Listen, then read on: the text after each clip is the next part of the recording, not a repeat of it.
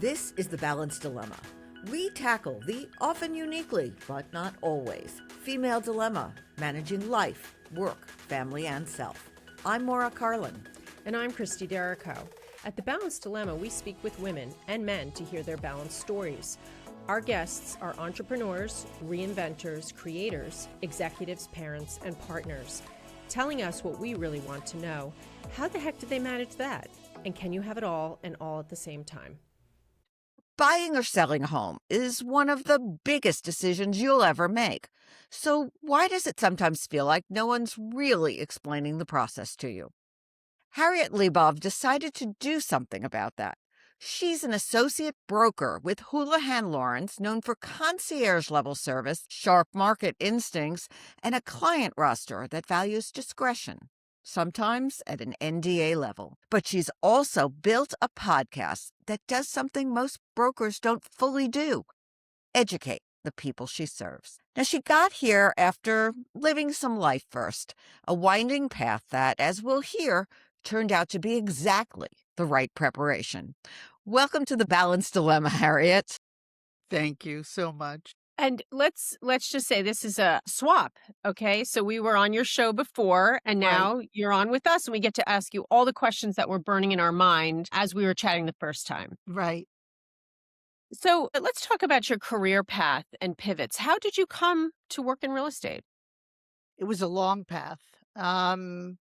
Excuse me, I went to George Washington University, undergraduate, and I had a business degree in marketing. I always knew I wanted advertising, marketing, something like that. And my first job out of school was with Vogue magazine. And that was a very exciting time for the magazine. Grace Mirabella was the editor. We were having all the, it was in the 90s, all the designers coming in, and it was a dream job at that.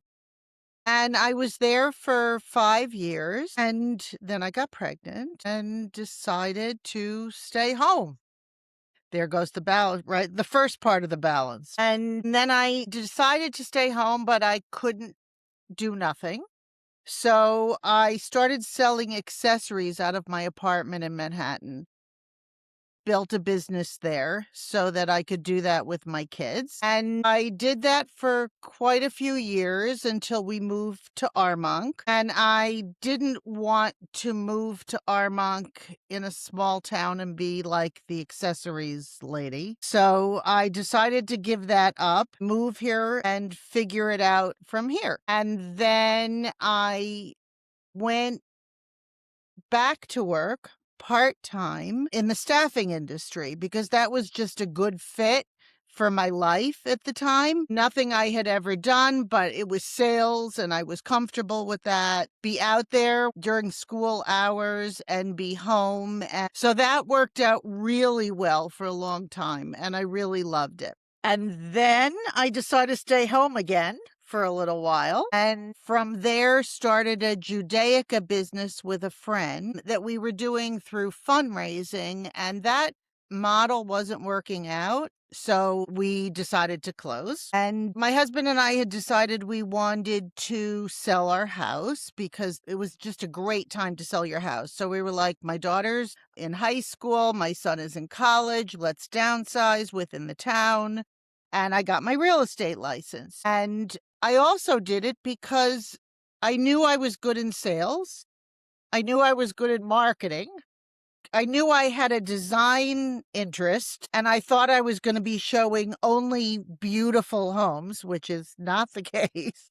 No. And never really knew I had to do a septic inspection as part of the job. And here we are. And it was a choice I made because I knew it was my last pivot. And I wanted something that could give me endless dollars if I worked hard. And I was meeting people in the industry who were at the pinnacle of their success that were 20 to 25 years older than me and when I was in my 40s. So I was like, this works. And here we are. You've made a business, and here we are. We're chatting with you, and we want to hear about this. Did you feel that real estate, there's so many women in real estate. Is it a good industry for women? It's a great industry for women. And I would say motherhood or fatherhood is a great background for understanding what people need, how you live in a house, what you need to grow. So I think there's an element to that that makes sense. And real estate seems to be that next career after you've had a career for a lot of people. It's changed a little bit with these young teams that are now more popular because they join a team to learn. I started to start a business, and that's not easy to do. Sorry, Maura, go I go just ahead. want to say it offered some degree of flexibility, although weekends were probably difficult, but Correct. you could, to some extent, control your hours. Correct. And I did want to be around for those, but there were 2 years that my daughter was still in high school. I wanted to go to her games. I wanted to do all of that. However, I think there's this myth when people get their real estate license that it's easy and that you're not going to have to work a lot. And that is not true. You're really on 24/7. You can return a phone call. Your phone, you have to pick up every phone call that comes if you're going to build a good business. And you have to be marketing 24/7 and again, working weekends, which my husband was willing to help me with. Um, yeah, it's a full-time career if you're doing a lot of business. But going back to the teams, this new phenomenon in real estate, which does appeal again to this balance, it allows. I have a friend who's an older gentleman with his partner is a younger mother with children. So she can bring in that whole PTA group and the pickup line group, but he's available when she might have things with the kids. So it's actually a perfect marriage. But it is a new thing in real estate, and it does seem to be working. Yes, agreed. That's in a more unusual situation. There are also these big teams that it's really more for somebody who doesn't know how to build a business and wants to be doing business day one. It's another way to start, but then your identity is with your team leader, not you. And that's the part that I think is really hard because you're not building a business, you're working in real estate under somebody else's name. Looking back, you had a lot of different pivots. I did. Yes, you did. How did those chapters prepare you for this beyond sales? Well, as I said, motherhood, wisdom, Always underrated. underrated. And I just was ready to give it 100%.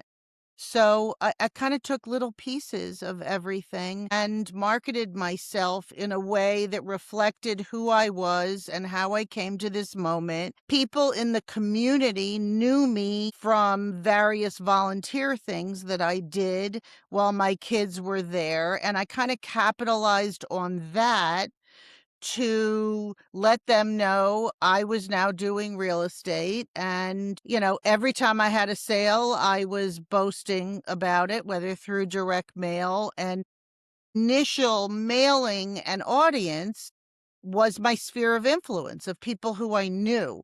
So that made it easier in the sense that everything I did to that point, both personally and professionally, came back to me. And if they liked me and trusted me and had a good impression of me, they would be willing to trust me in real estate.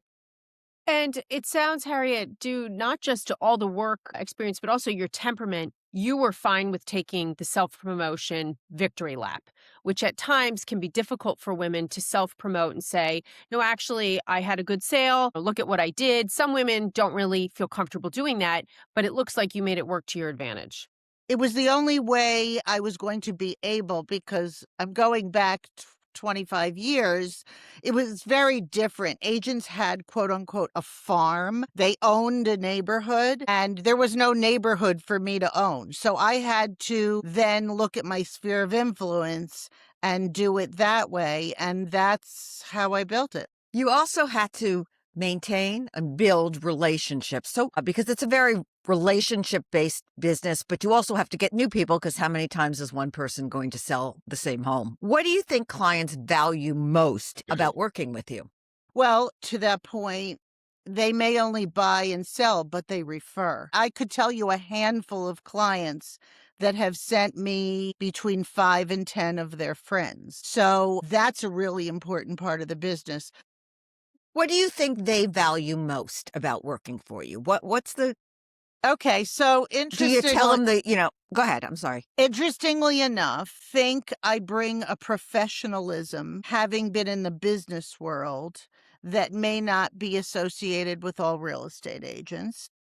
I think that there's a transparency. And as a friend of mine who was a developer said to me, Harriet, this is not the business for you. You're too nice. And every time he sees me, he says, you prove me wrong.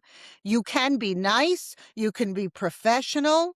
You can be warm and yourself with people and share your own life and make them feel comfortable. And I would say, for young buyers, there's a feeling of having a real estate agent who feels like your mom, Right. who's helping you make that decision. I think for sellers, being professional, being a straight shooter, being approachable, is what happened. Well, I think you've described yourself as a fiduciary, detective, and marketer, and a bit of a therapist. What does that look like in real life? Is it tough love, sugarcoating things where you think someone might recoil? Describe how that works. Or a reality check. No, okay, so name the things. You said detective. I am responsible to them for understanding everything in their building file, understanding what they have to do to present a legal home and not have problems later on because we solved it prior. And as a buyer, it's educating them to what they're walking into based on the house that they're buying. And they need to know all that. Some things are legal, some things are not. What are the taxes? Can the taxes be grieved? All of those things are the detective part. And on this point, real estate. So when you have a car accident, your car insurance covers you on the day of. In these types with lawyers, and I'm sure with real estate, it is not the day of that you're going to get the call. It's going to be years later when someone realizes there's something they didn't think was there, which is why it has turned into a business that you have to be a good detective. And the realtors that are worth their salt are the ones that can open the building file and understand what to look for. Correct. And that, I assume, leads right into fiduciary because you do have a responsibility. And, back to that, living in a small town and I live in Armonk.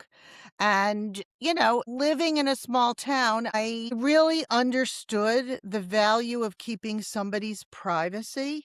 And if they were thinking of selling, but they didn't want their friends to know, I became the person that people could really trust to keep their confidence until they were ready to go. Even within my own friends circle, I didn't, one of my friends would tell me they're thinking of selling. We would go through the whole process. And until they were ready to share, it was their news to tell. You might have been the first to know about impending divorces.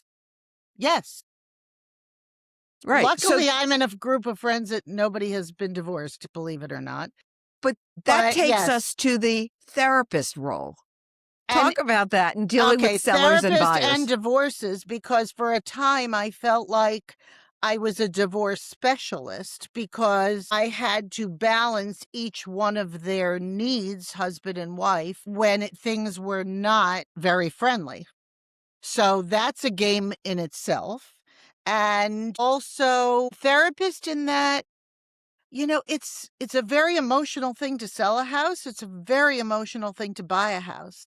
It's a top 5 stressor in life. Correct. Moving. Correct. And talk about this market for a buyer. They have to lose 10 houses before they find the one that's theirs. And you have to have their trust and confidence so that they stick with you through that process, and also knowing when to put a deal to bed. Being able to say to somebody, the seller, if they're the buyer and they're feeling they want more and are not happy, and the seller is done giving whatever they're going to give, or vice versa, being able to talk to that person in a pragmatic way and say, do you want to live in this house? Let's look at the end game. Keep your eye on the ball. Take the emotion out of the fact that they're offering you a $500 credit and not a $2,000 credit, and look at the big picture. And it's up to you to decide if you want to lose this house. And it's really important to know when to put a deal to bed, because emotions really get in the way. It reminds me of that great show, Love It or List It. And just going through it, watching, are they going to stay? Are they going to make money? And one of my clients, who was a repeat client, I sold them their first house, and they reached out and texted me and said, it's time to decide if I love it or list it, and I need you to come over. I had no idea what she was talking about, because the last thing I want to do in my free time is watch a real estate show. The same way my daughter's an emergency physician. I mean, she will not watch The Pit. I mean, talk about a stressor when you come home from your day. It's very similar. So I had to ask her what she was talking about when she said love it or list it. So, what's something you did not expect that you would have to do as a real estate agent? Septic inspections, that was number one. Okay. Pretty gross. I didn't think I'd have to show ugly houses. Again, I mean, it was naive of me, but I thought I was just going to be showing pretty houses. I didn't understand the value of my own renovation in my first house, to be able to have vision, know what they can and cannot do. And that's a great service to be able to provide a buyer when they're looking as to what the potential is for renovation. Harriet, I don't know if this happens to you, but I find myself, when people do renovations, I can't help but evaluating it and thinking that's never going to get the money back, or applauding them and saying, wow, that was a really good idea, because I run it the full course from seeing what values a kitchen, what values a bath, can you use a basement for, what do they call that? A bonus room, who knew that all those things had such value, and people get latched on to something that's extremely personal that will be a deterrent to selling. No, and actually, my next episode is about, if you're 5 years out and you want to do before selling, and you want to do your kitchen, hire a stager to help you do your kitchen. You can use a kitchen person, but don't let that kitchen person make you pick something so personal that it's not going to add the value back when you go to sell in 5 years. And, all of those things are really, really important. The other thing that I would say, back to your other questions, is that, I started this when I think I was 45. If I'm not mistaken. No, I was in my late 40s.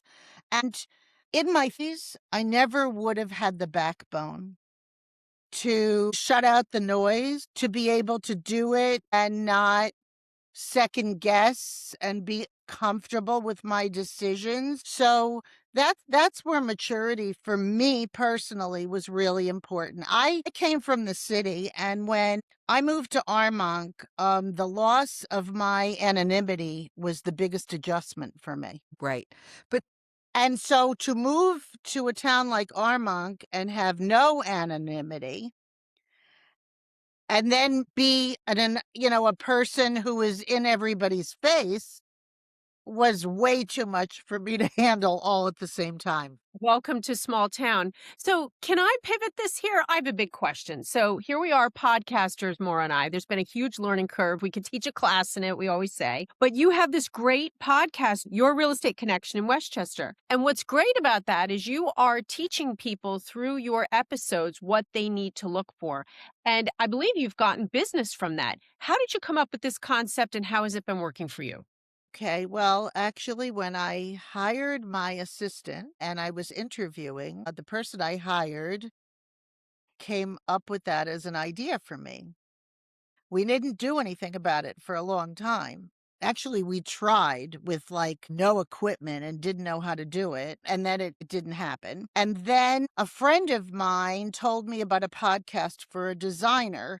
And I listened to it and I called her and I said, "How did you get started?" And then she headed me to my production company. I think I do it a little differently than you do. And that was when we said, we can do this. And it was also around the time with social media when every real estate agent was starting to talk into their phone to put themselves out there. And that was not anything I wanted to do. I don't know. It just wasn't me. And I felt I had to project who I was. And this was a vehicle for me to do that. And it's ended up not only as a vehicle for my new audience and people who learn about me, which is how I picked up one of the listings that I had last year, which I told you. I mean, I always go out and say, "How did you hear of me?" Because I had no idea who this person was.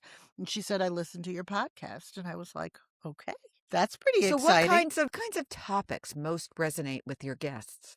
The most listened to topics are every year I do an episode with our CEO of Houlihan Lawrence, Liz Noonan, who I've known forever since the beginning of my career, on what's happening for the year. Another one was an interview with a seller who I introduced staging to, and they were on the fence as to whether or not they wanted to do the work or sell as is. And they ended up getting hundreds of thousands in return for a $35,000 investment of their energy and time. And that's a really popular one. Different towns and the personalities of each town that I cover and what they have to offer and the nuances of each town, because it's unusual today, but I really only cover the areas I know. And Houlihan Lawrence was based on that philosophy, and we refer to the towns like if I'm going to sell, if somebody wants to look in Larchmont, I'm not going to cover that because I just don't feel an agent can cover Westchester County and really know it You well. know, it's very smart. And of course, I have to give a story. I did refer a listing to a colleague, and it was in an area, let's put it just out there. The woman had gold faucets. And at a time that wasn't something, it was it identified the house in a market. And the broker they sent, who was not from that market, said, "Ooh, you got to remove this gold. Nobody's going to want this." But her neighborhood appealed to people who would do that. And she ended up not staying with the agent I referred, picked another one, and it was much better. And she got a ton of money because it had to go with someone wanting to live in that neighborhood who liked that style of decorating. It was a lesson learned. They should have had it with someone local in that market, not someone from an outside coming in. And same thing with buyers. I mean, I took a buyer who was working with a Scarsdale agent through a neighborhood and she had shown them a house. And we were driving around the neighborhood and they said, "Oh, I love this neighborhood." I said, "This is the neighborhood where you saw the house. We're about to turn the corner." And they said, "Oh, she never took me through the neighborhood. She just drove me to the house." I had Right. no idea what this neighborhood was and how important it was that this house was in this neighborhood. How close are you to the schools? I mean, anybody can go on, on AI at this point and answer questions, but do they really understand the nuances? And a lot of people don't. And it's a buyer's choice, it's a seller's choice.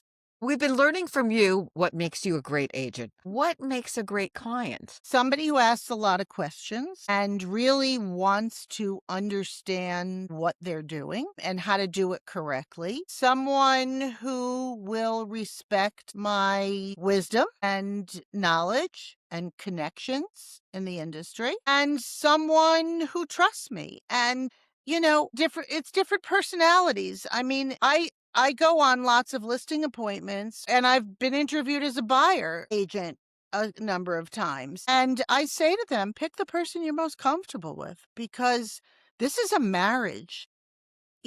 For 6 months or a year, you should really feel comfortable with that person. And, you know, I I win a lot, but I lose some, and it's okay.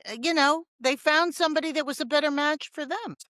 What's one piece of advice that you would give to your younger self? That's a funny question, because I pivoted so many times. And I think we talked about the fact, my daughter was in high school when I started this, and it was exhausting starting a new business at that time. And not being sure it was going to work. And it didn't work. I mean, I didn't do any business for the first 2 years. I just spent money. I didn't make any money, trying to market myself. And then it was slow, and I would say it was like 6 or 7 years in when the business started to happen. So my advice to my daughter was, pick a profession. Pick something that, whether, I don't care if it's a lawyer, a doctor, an accountant, a nurse, anything that you have a skill for, and study that so that you can take time off, or a teacher if you want to, but it's something you can go back to. And you don't have to reinvent yourself 10 times. Right. She ended up being a physician. And when she was going through medical school and it was exhausting, and her rotation, she was like, this is your fault, of course. But she did listen. And yet, to your point, I don't know that I could have been the real estate agent that I am if I didn't go through all those pivots. And I love what I do. And I have no desire to retire. And I feel so fortunate that I have a career that gives me purpose at the age that I'm at. And I can be busy every day. I still want to do it. So, Harriet, I have a question for you. Can you have it all and all at the same time? No, Okay. you can't, but you can prioritize. And actually, in the beginning, when you're starting a business, you have to answer every call. You have to do everything you can to build that business. And even if it's not someone who's going to buy, you learn by doing. But once your business gets to a point, that's where the wisdom kicks in and says, is this person real? Am I wasting my time? And at this point, most of my business comes to me by referral. So there you go. I mean, I'm working with the best of the people who trusted me and love me, and I end up loving them back, and then the And some referrals keep. clients who require an NDA, you've come far, so we won't discuss that. But So where can listeners find you and your podcast? Harriet Libov Homes, um, and .com, and I have on Instagram, on Facebook, on LinkedIn. And I will say, back to my marketing days, I did that all in the very beginning of social media, and I was the only one doing it. My son is in tech, and I was writing a blog. I built my business. So you have, I was an innovator, and I'm proud of that. So, but it's a crazy business, and you run into crazy experiences. And every time you think after 25 years you know everything, you're always learning. There's something new. And that's fun. That's what makes it fun. That's great. It's been great talking to you. I'm so glad you reached out to do this podcast swap. definitely. Thank you, Harriet. My pleasure. And we had a great response to yours, for Wonderful. you being on mine. So it's great. And I met 2 new friends, so there you go. That's absolutely. And we have a Thank realtor in you Armonk. again. And Exactly. Chappaqua and Bedford and Pound Ridge and all of Northern Westchester. Thank you. Thank you. Okay, thank Please follow us, listen to us, and rate us on our platforms, Spotify, Apple, and our website, thebalanceddilemma.com, where you can also subscribe to our newsletter and email us your suggestions. There's no cost, but it means a lot to us.